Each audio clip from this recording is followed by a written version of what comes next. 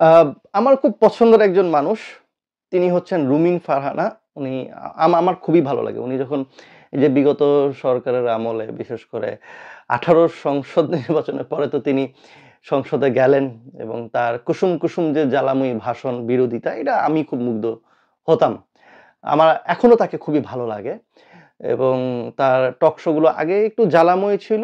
এখন তিনি ধরেন আগ্নেয়গিরি হয়েছেন আসলে টক শোতে গিয়ে এবং তার চোখ, তার তাকানো, তার চোখে কাজল দেওয়া, তার এই যেরকম মুভমেন্ট করা, যা বেটা দেখে নে এই গুন্ডা, গুন্ডা ভাব আসলে এটা আমাকে আরো বেশি আরো বেশি কি বলে এটাকে যে আমার খুব ভালো লাগে দিন শেষে আরকি তাকে। তো তিনি আসলে সম্প্রতি কথা বলেছেন ওই যে আহ আ হাসনাত আব্দুল্লাহ বলেছিলেন না যে আওয়ামী লীগের সম্পাদক আরকি বিএনপি সম্পাদক বা এরকম একটা মন্তব্য করছে। তারপরে তিনি এবার বলেছেন যে আসলে এরা তো হচ্ছে ফকিন্নির পুত আরকি, হ্যাঁ? তো ফকিন্নির পুত বলেছেন আমি অবশ্য ঠিকই আমিও তাই মনে করি। এরা আসলে ফকিন্নিরই পুত আরকি, হ্যাঁ? ফকিন্নির পুত তো ঠিকই বলেছেন। ফকিন্নি কারা? যাদের আমরা বাংলা ভাষায় যদি আমরা এটাকে যদি বিশ্লেষণ করি ফকিন্নি বলতে যারা আসলে গরিব, ফকির বা ভিক্ষাবৃত্তি করে, ভিক্ষাবৃত্তি কারা করে? বড়লোক তো করে না আসলে, তাই না? বড়লোকরা করে না বললে ভুল হবে। ওই যে বিভিন্ন সরকারি দপ্তরে কাজ করলে ওদেরকে ওরা কি ভিক্ষা নেয়? আম্মা কিছু দেন বা কিছু ওরা তো চেয়ে নেয় আসলে। যাক ওরা চেয়ে নেয়, ওরা ভিক্ষা করে না। কিন্তু যারা আসলে অসহায়, যাদের আসলে কর্মক্ষমতা নেই, তারা রাস্তায় ঘুরে এবং ভিক্ষা করে। মানুষ যা দেয় সেটাই আসলে তারা নেয়। সেটা দিয়ে তাদের সংসার চলে এবং তাদেরকে আমরা ফকির বলি, মেয়ে হলে ফকিন্নি বলি। আর ফকিন্নির পুত বা ফকিরের পুত হলে তাহলে আপনি বলতে পারেন যে আসলেই তারা একদম নিম্নবিত্ত পরিবারের সন্তান। হুম?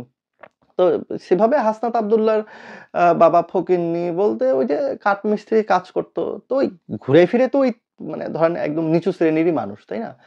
আম এবং তার বাবা পরে অবশ্য বিদেশে গিয়ে কাজ করে আসে। যারা বিদেশে গিয়ে কাজ করে মনে হয় বিদেশে থাকে। ভাই বিদেশে গিয়ে যে কি কষ্ট, এইটা তো ওই আমার রুমিন ফারহানা আপারা তো উনারা তো ওই যে লন্ডনে যায় ব্যারিস্টার এট ল করে আসছে না?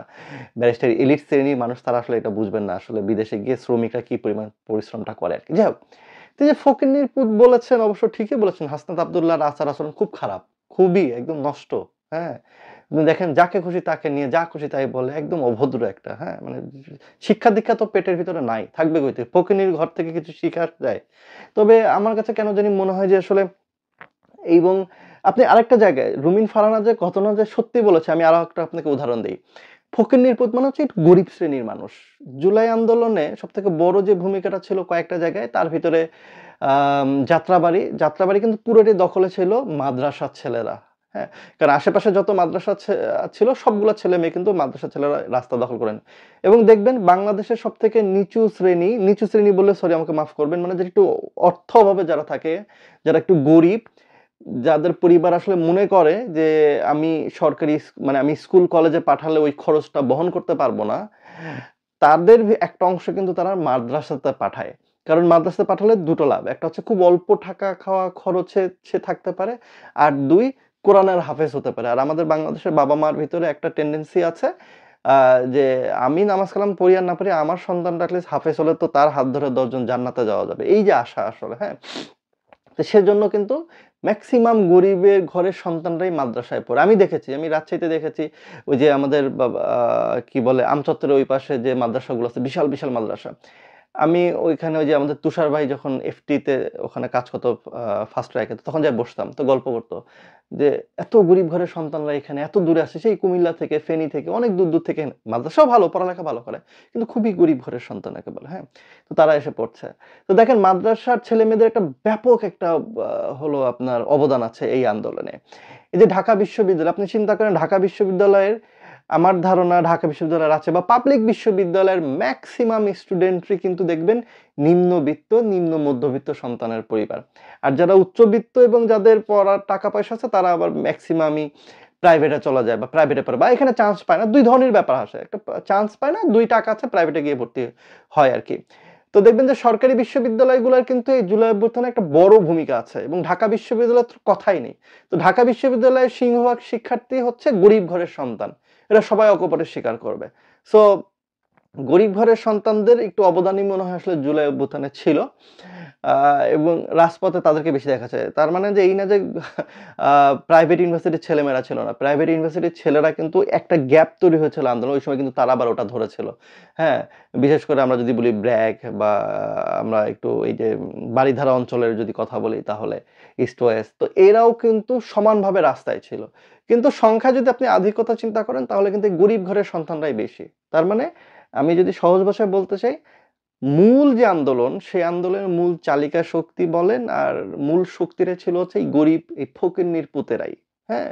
এই ফকিন্নির পুতেরাই আসলে রাস্তায় নেমে গুলির সামনে বুক পেতে দিয়েছে। ওই যে সাইদ তো কোটিপতির ঘরের সন্তান না। ও তো কৃষকের ঘরের সন্তান। ও বড় ফকিন্নির পুত। দেখছেন ও জীবন দিছে। তো এই ফকিন্নির পুত ১ম জীবনটা দিয়েই কিন্তু বাদবাকি ফকিন্নি পুতদের কিন্তু রাস্তায় নামাইছে। হ্যাঁ? তো এই ফকিন্নিরা আসলে জুলাই অভ্যুত্থান করলো, আন্দোলন করলো। আপনার আপাকে বা ইন্ডিয়াতে পাঠানোর জন্য আপনার খুব কষ্ট হয় আরকি। তো সে আপাকে দেশ থেকে দেশ ছাড়া করেছে। আপনার খুব কষ্ট হচ্ছে, আপনি প্লট পাননি। আবেদন করেছিলেন, পরে অবশ্য উইথড্র করেছেন, হ্যাঁ? তো প্লট তার মানে আপনার ভিতরে চাওয়ার জায়গাটা ছিল। আপনার ভিতরে লোভটা ছিল। লোভটা ছিল জন্য আবেদন করছেন। যখন দেখছেন এর সমালোচনা শুরু হলো, না, না দরকার নাই, দরকার নাই, তুলে নেই। আমার মান-সম্মান চলে যাচ্ছে।" আপনার ভিতরে লোভ ছিল। আপনি লোভী। এলিট শ্রেণীর মানুষ আসলে যা হয়, হ্যাঁ? তো এই যে ফকিন্নির পুতেরাই যে আপনাকে এখন আ সামনে ক্ষমতার আ চেয়ারে বসাচ্ছে, তো আপনি যে এত বড়, বড় কথা বলছেন, তো পুরো আন্দোলনটাই তো করেছে ফকিন্নির পুতেরা। তো ফকিন্নির পুতেদের রক্তের উপরে পা দিয়ে, এদের অন্ধত্বের উপরে পা দিয়ে ওই সংসদে গিয়ে বসবেন, আ ক্ষমতার স্বপ্ন দেখছেন। এটাই তো আসলে রাজনীতিবিদদের মূল চরিত্র, তাই না? যে যাদের রক্তের উপর দিয়ে যাবো তাদেরকে অস্বীকার করব। তাদেরকেই বলব যে আ হচ্ছে ফকিন্নির পুত, হ্যাঁ? কিন্তু ক্ষমতায় তো আমিই বসবো আসলে ২ দিন পরে, তাই না? তো এটাই মনে হয় রাজনীতিবিদদের চরিত্র। এট লিস্ট বাংলাদেশের রাজনীতিবিদদের চরিত্র হচ্ছে এটাই। একটা ছোট গল্প দিয়ে শেষ করি। আপনি দেখবেন যে আম সুন্দরবনে যে হরিণ আছে, হরিণ তো খুবই নিরীহ প্রাণী, তাই না? এবং বাঘও কিন্তু আছে। বাঘ তো হিংস্র প্রাণী। বাঘের খুব মানে হচ্ছে পছন্দের খাবার হচ্ছে হরিণ। তো সকাল বিকাল হরিণ সে শিকার করেই। কিন্তু দিন শেষে দেখেন যে সুন্দরবনে কিন্তু বাঘই কমে যাচ্ছে। যে শক্তিশালী না বাঘ সবথেকে তাকে সে মানে বাঘ তো মানুষই খেয়ে ফেলে। আর তো হরিণ তো দূর কি বাদ। তো দিন শেষে যখনই বাঘশুমারি হয় তখনই দেখা যায় বাঘ কমে যাচ্ছে। তার মানে বাঘ অনেক হিংস্র প্রাণী, শক্তিশালী প্রাণী। বাঘের সাথে লড়াই করে পারা যায় না। সেই বাঘই দিন, দিন কমে যাচ্ছে। আর যারা নিরীহ তারাই কিন্তু সামনে মানে রাজত্ব করছে বা করবে সুন্দরবনে। তাদের সংখ্যাই কিন্তু দিন, দিন বৃদ্ধি পাচ্ছে। তার মানে সমাজে খারাপ লোকের সংখ্যাটা কম, কিন্তু তারা অনেক বেশি শক্তিশালী। আর যারা নিরীহ তাদের তারা শক্তি নাই, কিন্তু তাদের সংখ্যাটা বেশি। কিন্তু দিন শেষে আমাদের সমাজ থেকে এই যারা ভয়ংকর, যারা শক্তিশালী মানুষগুলো যারা সমাজের জন্য ক্ষতিকর তাদের সংখ্যাটা কিন্তু কমছে। আমি বিশ্বাস করি এই গল্পের সাথে বাংলাদেশেরও একদিন মিল আসবে। একদিন এই নিরীহ মানুষ এই ফকিন্নির পুতেরাই বাংলাদেশকে লিড করবে, বাংলাদেশকে সামনের দিকে এগিয়ে নিয়ে যাবে। আর যারা বর্তমানের যারা রাজনীতিবিদ, যারা মানুষের রক্তে ওই কর্মীদের রক্তের উপর পাড়া দিয়ে আ স ক্ষমতায় বসে, তারা দিন, দিন কমতে থাকবে। একসময় এদেরকে আর দেখা পাওয়া যাবে না।